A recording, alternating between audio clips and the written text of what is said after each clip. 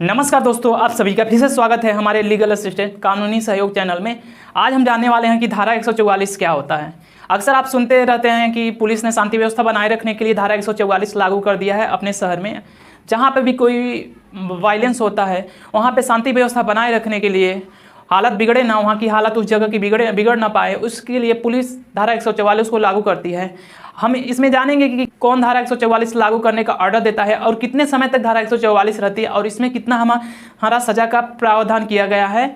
तो आइए जानते हैं धारा 144 के बारे में डिटेल। सीआरपीसी की धारा 144 किसी भी इलाके में शांति व्यवस्था को बनाए रखने के लिए लगाई जाती है। कुछ विशेष परिस्थितियों में इस धारा को लगाया जाता है, जैसे दंगा, लूटपाट, हिंसा, मारपीट को रोककर फिर वहाँ पर शांति व्यवस्था को स्थापित करने के लिए इस धारा को लागू किया जाता है। इसे कौन लगाता है? जो धारा 144 होती है इसको कौन लगाता है, किसको यहाँ पे अधिकार दिया गया है 144 से लागू करने की?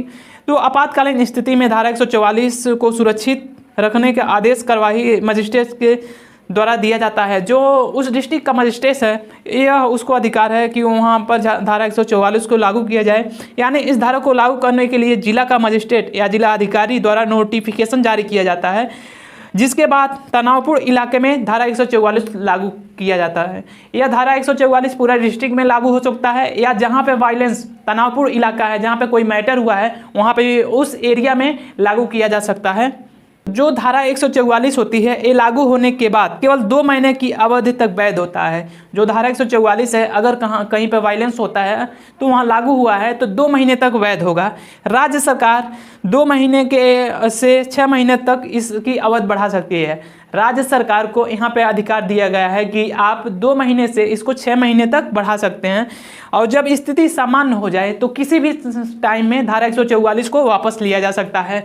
ये नहीं कि अगर हमारा 2 महीने से 6 महीने हो गया वहाँ पे शांति व्यवस्था बन गई तो वहाँ पे धारा 144 लगा रहेगा, या ऐसा नहीं है। वहाँ पे अगर शांति व्यवस्था बन चुकी है तो वहाँ पे जब व्यवस्था बन जाए शांति व्यवस्था तो धारा 144 को वापस लिया जा सकता है। धारा 144 लागू होने पे हमारा क्या क्या प्रतिबंध होता है कि उस समय धारा 144 अगर लागू है तो वहाँ पे हमारा क्या प्रतिबंध है? आपराधिक प्रतिक्रिया संहिता सीआरपीसी की धारा 144 लागू होने के बाद उस इलाके में 4 या उससे ज़्यादा लोग इकट्ठा नहीं हो सकते। यानी 4 लोग एक जगह पे या उससे ज़्यादा लोग इकट्ठा नहीं हो सकते वहाँ पे या जहाँ पे यह धारा 144 लागू किया है।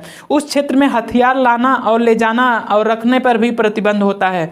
अगर आप बाहर निकल रहे हैं तो उस पर भी प्रतिबंध है। साथ साथ आपको यातायात की कुछ इसमें अवधि तक रोक दिया जाता है। कुछ लोगों को एकत्र या ग्रुप में घूमने के लिए भी इस पर प्रतिबंध किया जाता है। जब धारा 144 लगाई जाती है तो किस प्रकार के प्रतिबंध या रोक होती है ये हम जानते हैं। किसी भी इलाके में परिस्थिति को देखते हुए वहाँ पर सार्वजनिक शांति बनाए रखने के लिए इस धारा को हमें लागू करना पड़ता है, जो कि आपको बता चुके हैं। नागरिक के सिविल अधिकार या किसी प्रकार की संपत्ति को लेकर इसमें प्रश्न पर धारा 144 के तहत कार्रवाई नहीं किया जा सकता। किसी भी आदेश को पारित करने की आवश्यकता होती है, यह लिखित रूप में होना चाहिए। जो हमारा धारा 144 लागू किया जाता है यह लिखित रूप में हमारा मजिस्ट्रेट द्वारा लिखित होता है, उसके बाद से हमारा ये धारा 144 लागू होता है।